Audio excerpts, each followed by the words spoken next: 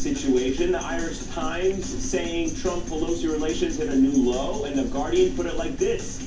Nancy Pelosi hands Donald Trump a lesson in the art of politics, adding Trump delights in inventing nicknames for political adversaries, but he refers to the House Speaker as Nancy, a sign he may have met his match. And as President Trump looks to Senate Majority Leader Mitch McConnell to bring his immigration package to a vote later this week, Democrats have already called the deal dead on arrival. Joining me now is Democratic Congresswoman Deborah Haaland of New Mexico, one of the first two Native American women elected to Congress. Congresswoman, thank you so much for joining us. I appreciate it. I know that you are in a border state. Is there anything in the president's proposal that you see as being a potential, even a possible building block towards a deal, or do you agree with other Democrats that this is a non-starter? You know, in my district, people are concerned about jobs. They want a quality public education for their kids. They want health care. The wall does nothing to address those issues. And so, as you can imagine, the overwhelming majority of folks in my district, they do not want a wall. And I hope that we can get beyond that. Well, we're in a position right now where the government is shut down precisely over the issue of the wall. So I totally understand the constituents and their needs and all their concerns. But when it comes to how are we going to get the government open, this has to be addressed. Right. So the Democrats time and time again have stated that we will talk about border security. But we need to open the government first. It's very wrong to keep 800,000 federal workers plus their family members held hostage while Trump is pushing on the wall. If the issue is border security, Democrats are willing to talk about that, but we need to send people back to work so they can earn their paychecks. It's imperative that they pay their bills. Congresswoman, I want to play for you some material from our NBC station in Washington, D.C., talking to federal workers at a food bank, actually. Mm-hmm. Many of the folks in this line have worked for the federal government for decades. 30-something years. And don't know what it's like to go without a check. That's how Nicole feels. I think I cry like every day. And this mom who works for the IRS. I have two sons, and they know, and I'm like, Mommy's going to stand in line today for food, you know? Never thought you'd be here. Never thought it. It's absolutely heartbreaking to kind of hear that from employees from the federal government. I know yourself, you've spoken about your experience as a single mom. You've used federal assistance in the past.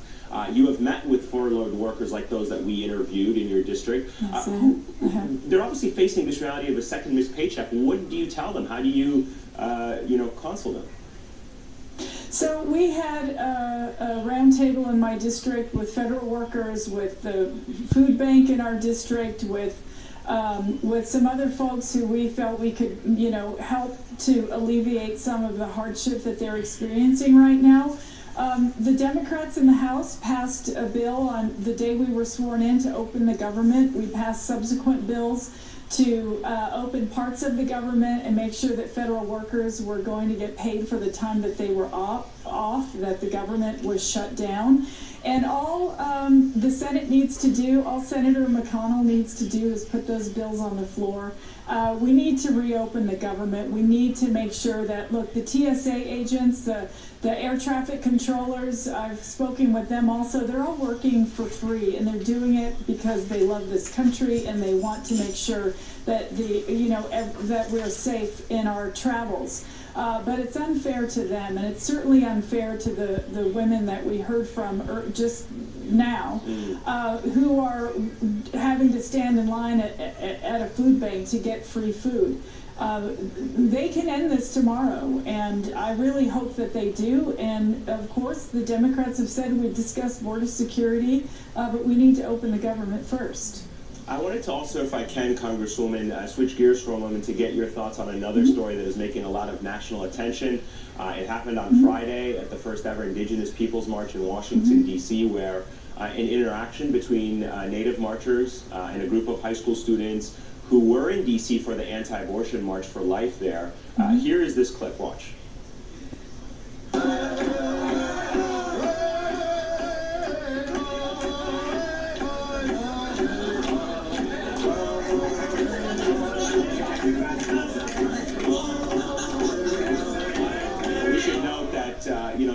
longer clip, obviously, and there was also apparently another group that was involved in jeering before that video, and not all of the students were involved. Important to put it in that broader context. They're from a Catholic school in Kentucky. The school said they're investigating the incident. But given all that, though, Congresswoman, what is your reaction to this video and what you know about it?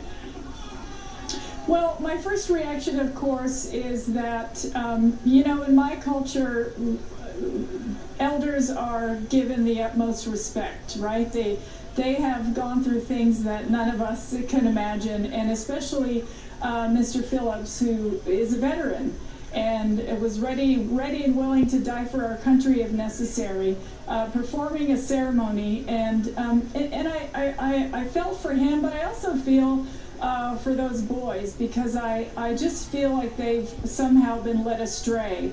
And they're young enough where they can learn respect, they can learn love for fellow human beings, they can learn the history of our country and understand that Native Americans were here long before Europeans came to this country, and perhaps have a different perspective on the actions that they chose to take on Friday. And I wanted to finally, if I can, Congresswoman, ask you about your participation in the Women's March. You are one of 2 Native American women elected to Congress, a historical achievement there. Why participate in the Women's March? What was your personal reason for participating in it this year as well? So in New Mexico, it's our 3rd annual. You know, some of my friends, they're the organizers. They worked really hard. I felt that it was definitely an event I wanted to partake in because it was so well attended. It's a chance for all of us to get together, to lift each other up, to have each other's backs, to make sure that we are clear on the idea that the work is just beginning. We have an election to win in 2020, and I felt like all the women who were there today are ready to continue to make a difference. We elected more women to Congress than any time in our previous history, and we recognize that as a positive thing for our country, and so we're all going to work very hard to do likewise in 2020. Yeah, no doubt it was a historic congressional election, the most diverse in this country's history. Congresswoman Deborah Haaland, thank you so much for making your debut appearance on this program. We hope you'll come back and join us anytime.